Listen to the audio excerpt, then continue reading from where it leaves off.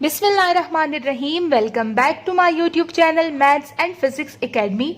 Class 9 physics chapter number 3 एक और important topic study करने जा रहे हैं जिसका नाम है एक्सप्लोशन। वीडियो स्टार्ट करने से पहले मेरी आपसे रिक्वेस्ट है कि चैनल को मत सब्सक्राइब करें, बेल आइकन को प्रेस करें ताकि मेरी हर नई आने वाली वीडियो आप तक सबसे पहले पहुंच सके। तो चलिए स्टार्ट करते हैं आज का lecture, that is explosion. Last lecture में हमने पढ़ा था कि हमारे पास इंटरेक्शन की दो टाइप्स होती हैं, ठीक है। हमारे पास इंटरेक्शन की दो टाइप्स होती हैं। एक हमने डिस्कस किया था collision and the second one was explosion.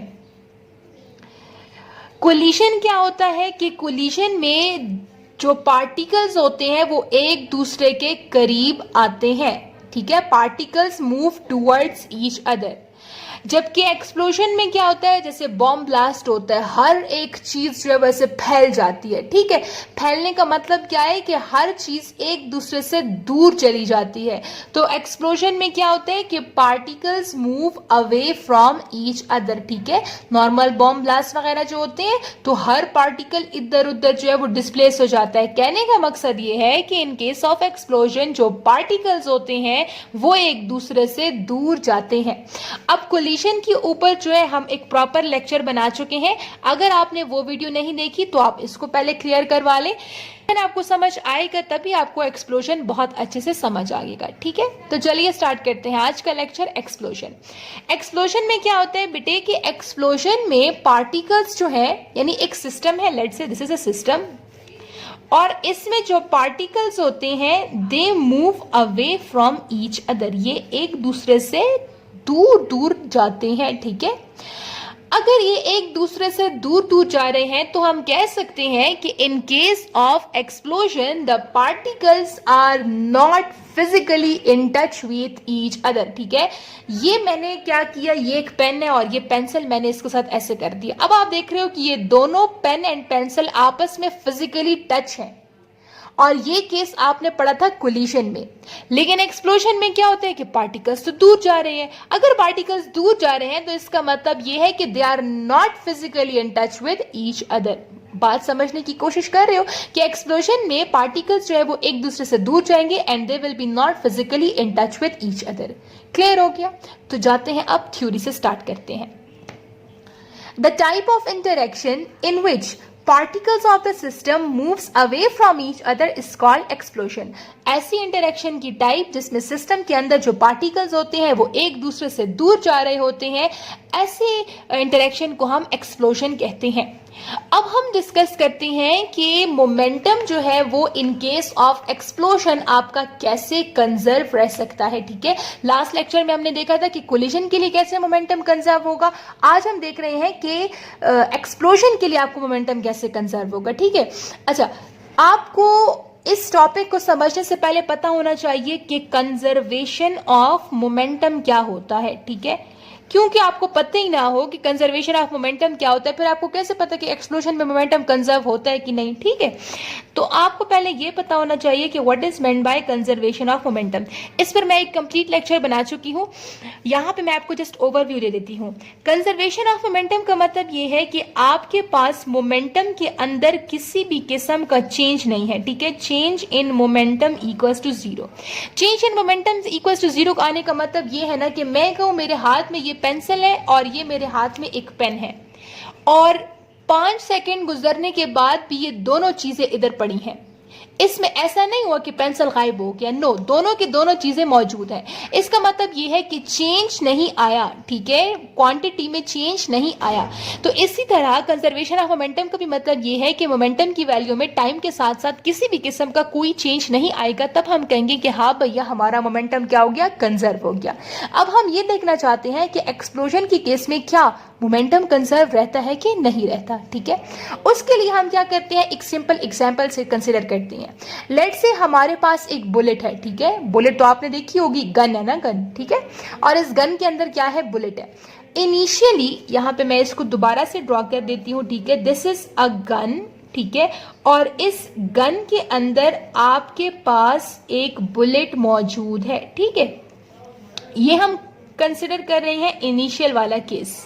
अब इनिशियली क्या होता है, ये बुलेट तो रेस्ट पर मौजूद है, ठीक है, बस ये पड़ी हुई है ऐसे, जैसे जैसे ये बुलेट और ये ऐसे पड़ी हुई है।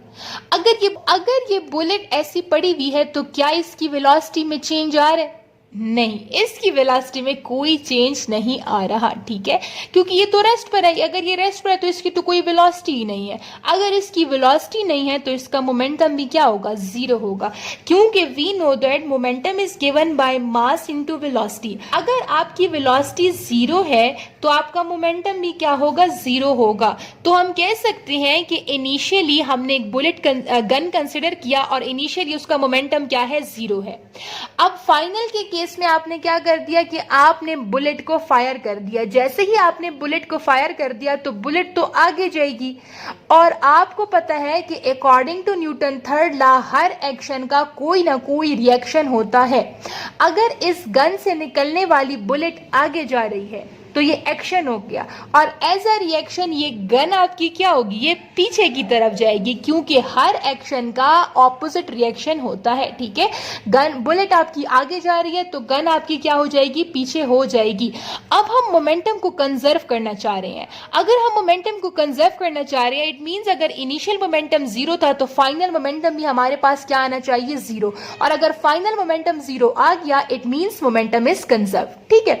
तो आपने जस्ट ये देख लिया कि इनिशियली बुलेट रेस्ट पर है तो मोमेंटम इनिशियल जीरो हो गया, एंड फाइनली हमने बुलेट को फायर कर दिया। Bullet is moving in forward direction and gun is moving in backward direction.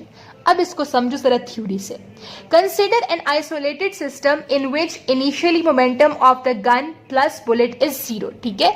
आपने एक आइसोलेटेड सिस्टम लिया। आइसोलेटेड सिस्टम कौन सा सिस्टम होता है, जिसके अंदर जिसमें एक्सटर्नल फोर्सेस एग्जिस्ट नहीं करती, बाहर से लगने वाली तमाम फोर्सेस जीरो होती हैं, ठीक है।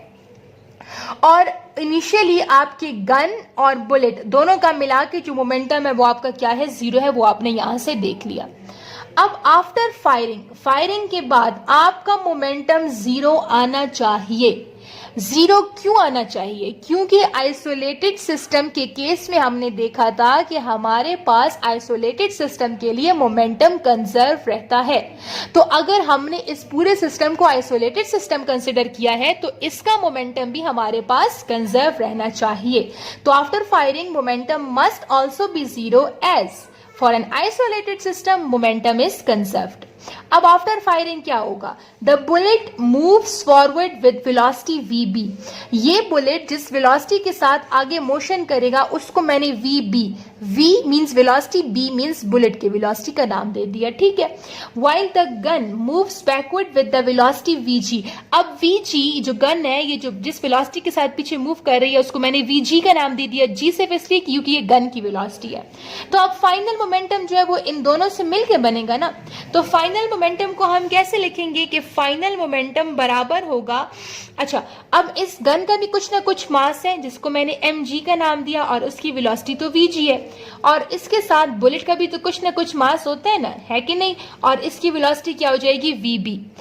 अब अगर आप देखो कि बुलेट तो आगे जा रहा है, गन तो पीछे जा रही है, दोनों की डायरेक्शन तो ऑपोजिट है, और अगर दोनों की डायरेक्शन ऑपोजिट है so they will cancel the effect of each other and final momentum आपका क्या हो जाएगा, जीरो हो जाएगा, ठीक है।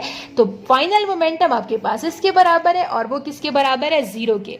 अब भैया जी ये देखिए जरा, इनिशियल मोमेंटम भी आपके पास क्या आया था, जीरो आया था, और फाइनल मोमेंटम भी आपके पास क्या आ रहा है, जीरो आ रहा है। इसका मतलब क्या हुआ कि एक्सप्लोजन के केस में भी आपका मोमेंटम कंजर्व रहता है। बात समझ आ रही है। अगर इनिशियल मोमेंटम और फाइनल मोमेंटम की वैल्यू बराबर आ गई है, इसका मतलब क्या हुआ कि in case of explosion momentum is conserved. Clear हो गया।